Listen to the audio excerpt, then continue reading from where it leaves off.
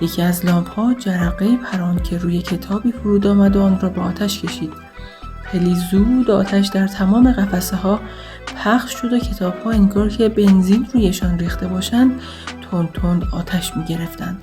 مثل رودخانه‌ای داغ و پرخروش از کهربای سوزان. سپس جرقه‌ای به سمت قفسه دیگر پرتاب شد و آن یکی هم آتش گرفت. تقریبا همزمان با این اتفاق تکه بزرگی از سقف جلوی پای نورا روی زمین افتاد. خانم علم داد زد: زیر میز، همین الان.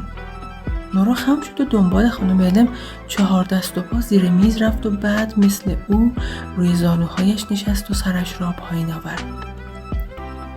چرا نمیتونی جلوشو بگیری؟ دیگه یه واکنش زنجیره‌ای شده. اون جرقه ها تصادفی نیستن. همه کتابا نابود میشن، بعد هم ناچارن کل کتابخونه خراب میشه.